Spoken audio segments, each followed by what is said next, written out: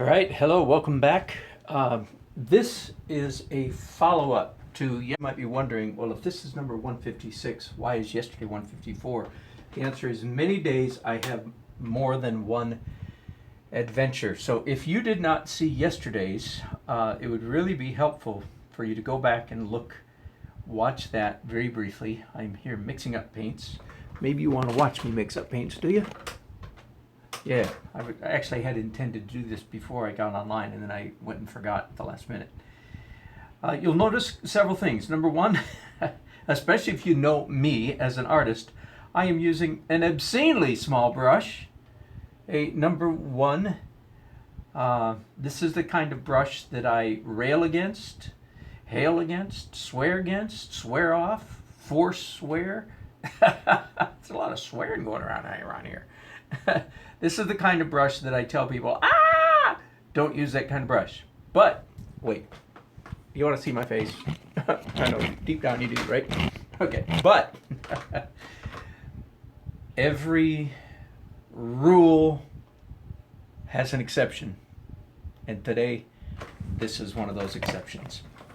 Okay, so let me get you back on the scene at hand here. Yes, face is too fat on the right side. That is exactly correct. If you saw yesterday's video, then you will see how, in fact, I discovered that. In fact, I don't know who that was that made that comment. Thank you for making it. Let me reiterate what I said yesterday.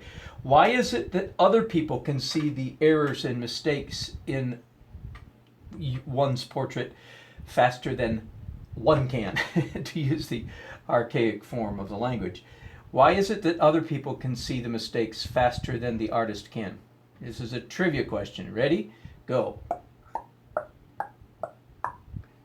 I hope some of you got it. Yes, the answer is exactly because the person who is doing the painting after several minutes, and that's all it takes is minutes, 20 minutes I say, and the portrait painter is blind as a proverbial bat. So the reason everybody can see the mistakes except the artist is because the artist can no longer see with fresh eyes. But forgive me, I'm still mixing paints down here.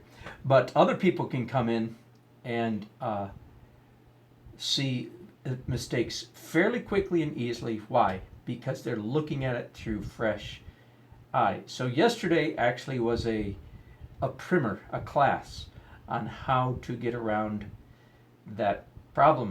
My friend Hank actually sent me an email, who lives in the Netherlands, and he said, also, if there's a 1-to-1 ratio, you can also do a real cheat, is put a piece of tracing paper over this, trace it, and then put it here, and immediately see, or transparency, and immediately see where your errors were. Thank you, Hank. Good observation. So, yesterday, using this trick right here, which is photograph, my original reference, photograph of this painting as is, reduced down, and then both of them flopped. Now, I usually look at this on the screen on my phone, but I had to print it out because, of course, I'm using my phone to make this video. Okay, I've mixed up maybe enough, and I want to demonstrate, and I'm going to zoom in real tight here, so I hope you'll enjoy. I hope this will be beneficial. I'm going to zoom in on just one eye, and I'm hoping this will work. You ready? Come on, come on, come on. If you saw what kind of... Okay, I believe that's as far as that's going to zoom. Good enough. So I determined yesterday, using this technique, that one of the chief problems with my painting at this point is simply the eyes are too big. They're beautiful. In fact, if I may, these eyes are more beautiful than the photograph. But it doesn't look like the boy because the eyes are a little bit too big.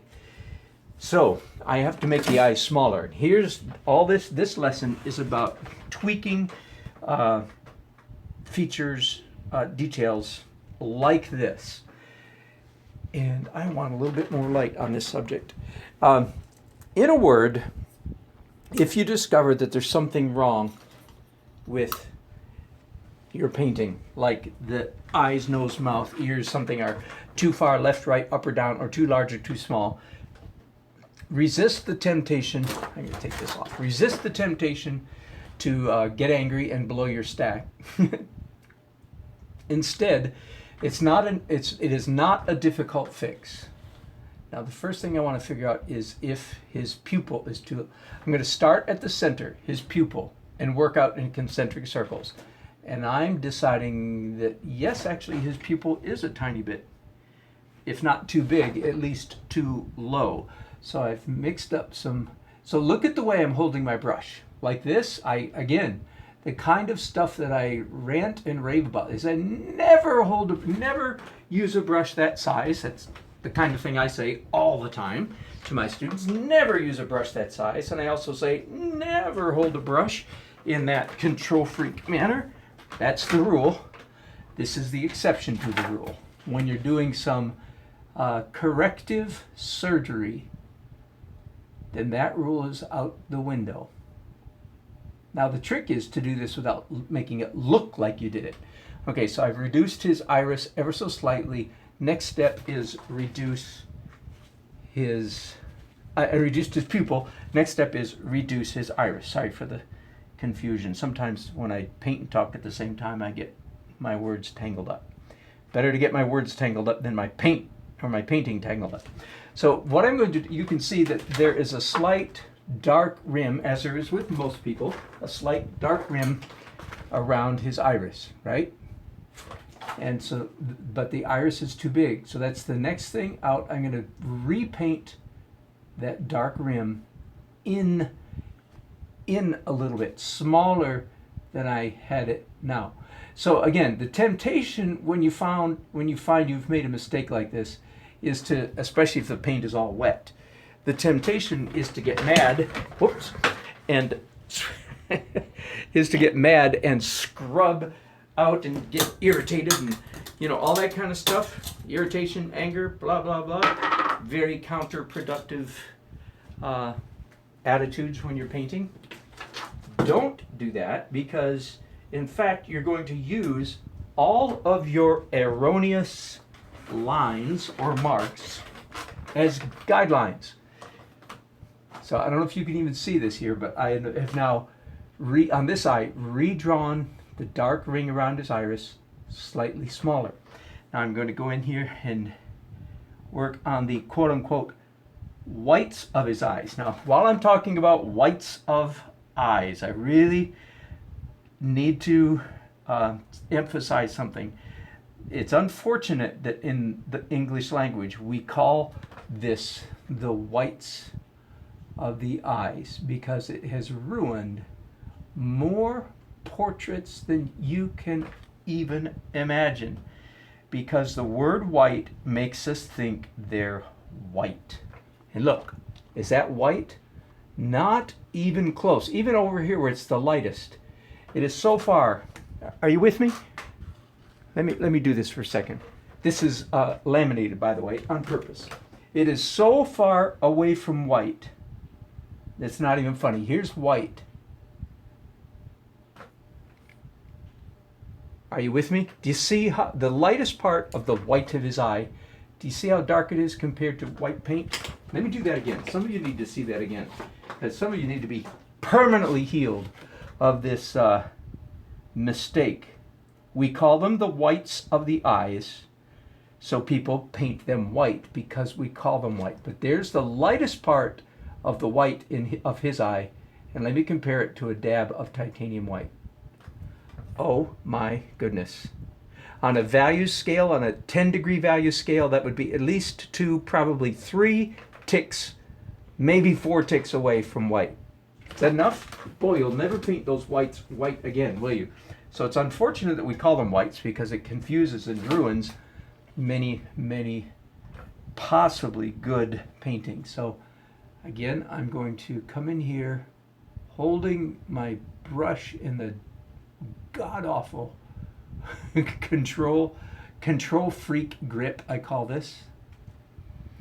I'm painting gray paint. I've got a whole string of dull flesh tones in front of me on the palette here.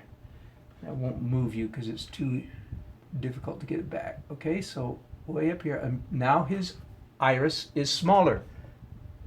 And I'm happy because it actually looks smaller than this eye, which is good. Okay, so I'm working from the inside out, and as you can see, especially if I weren't talking to you, this whole operation might take no more than 10 minutes, which I want you to reflect on that, because when you find a mistake like this, our emotional response is like, oh no, it's going to take me hours to fix it. I say that because that's the way I feel. Maybe none of you ever, your inner person never talks that way, but my inner person talks like that all the time. And here we are today to just slap that inner person down and say, shut up! It is not going to take hours. It's going to take 10 minutes, maybe 12 and a half if we're going slow. So now I'm doing the eyelash line and the bottom eyelash line, which isn't nearly that dark. So let me get some lighter dark paint on my brush.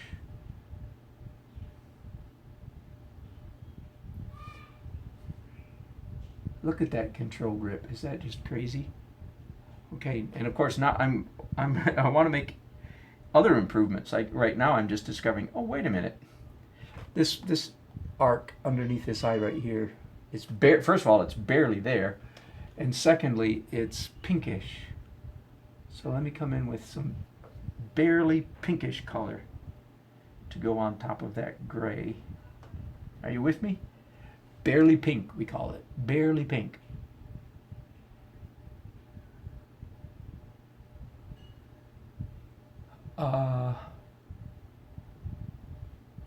Okay, next, so I'm finished with the white of the eye and the area right around. Now let me look over here. Ooh, yes. Of course, the longer you look, the more quote-unquote mistakes you find. That's part of the nature of being a human being. This edge right here is way too hard, way too harsh. Let me soften that down. Left to our own devices, our eyes will always over sharpen things that should not be over sharpened. That's just an easy, simple way to put that. Okay, so I think I'm okay now, all the way up to the outside edge of his eyeball. So I gotta come in here. I've got two brushes here. Look at that brush. That is no good at all. Let me see. I'm not working in my normal studio. I don't know if you can tell that or not. I'm working in my upstairs office. I call it my office. It's my illustration studio. I have two studios. Is that crazy? What a rich man I am. I have a painting studio downstairs and an illustration studio upstairs, and I'm working in my illustration studio. Oh, partly because we have 4 grandchildren in the house. You might even hear them in the background squealing occasionally. That's nice, but it's not. It's too sharp. It's too harsh. And that's nice, but it's too harsh. Bear with me while I get this right. There, you heard that. You heard that child scream, did you? We're torturing kids downstairs, by the way. Those of you who have children know I'm kidding. Okay, now to the eyelid. And this is a flesh tone. I don't seem to have much flesh tone here mixed up, so let me do that really quickly.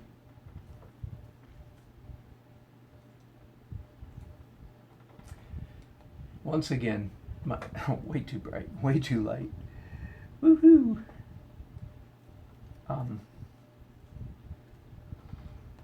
I'm making this eye smaller because it got too big, and I discovered it was too large when I looked at the reverse angle of the reverse photo of my painting. Okay, now bring up the bottom eyelid a little bit.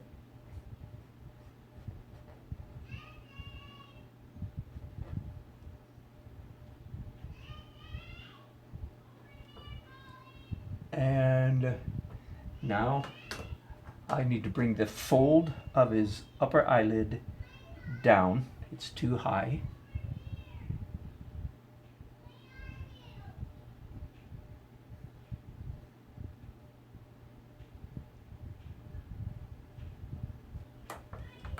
And darken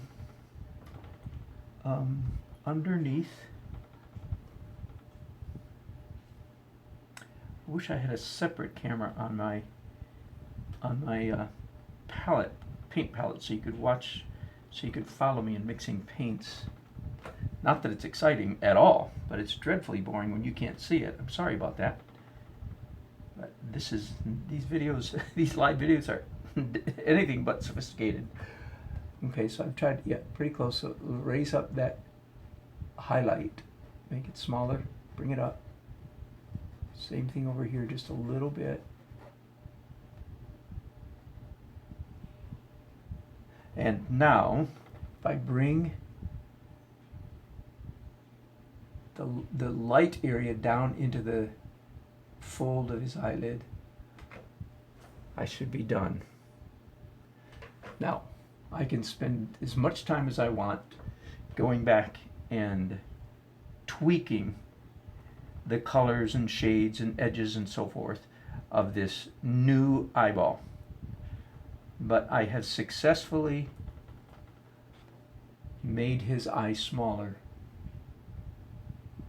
And I don't know how many minutes that took, but I think if you hadn't been watching, it would have taken about 10 or 12 minutes to accomplish all that. And it's not a bad eyeball. It can use a little bit of tweaking, just a little bit.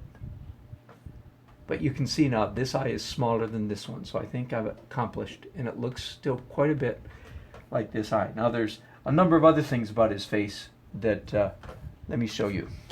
Yesterday, let me back out now. Okay, there are a number of other things on his face that we marked yesterday. I marked them with a pen. So I like 1, 2, 3, 4, 5, 6, 7, 8 different changes, 9 different changes, and I haven't done those yet. This was the biggest one, was getting his eyes smaller, and I wanted to show you that it is really not that big a job. Now, while I'm at it, let's do just a little bit more. So I consider that mission accomplished. The eye is now smaller. Yay! And a cheer went up. The underneath, see under his eyelid here. I'll zoom back in for you. There, under his eyelid right here, this little blush of light right there. Need to bring that back in. And of course, now that I've made his eye smaller, I very much need to look at the positioning of that eyebrow and see if that is correct, or does that, my guess is it needs to be brought down a little bit, but I won't bore you by making you watch me do that. So there you go. Pretty accurate. I'm going to tweak it a little bit after I turn you guys off. I can see that his iris needs to go up to the right a little bit. I'll fix that. But the main thing I wanted to show you is that it is not a huge job. Now let me repeat. Let's back out a little bit. So let's say we discover that his whole nose is a little bit, or one nostril. Let's just say one nostril is a little bit too far to the left. And again, if this is all wet paint, resist the temptation to get angry and go, hey, no. Did you like those sound effects? Resist the temptation to go, don't do that. Use what is already there as a guideline. Forgive my dirty fingernails, folks. That is paint under my fingernails. The artist's life. Use what's already there as guidelines, and it doesn't really take that long to fix it. Okay? So that's enough for that art adventure. I'm going to turn you off and start working on this guy for real and making the changes that we observed yesterday. Okay? Send me your comments. I sure do try to answer every single one. And if you like it, give me a thumbs up. And if you like it a lot, please subscribe to my new channel. Well, it's not new, but I'm doing new things with it. Live videos. I'll be back tomorrow at least, if not today.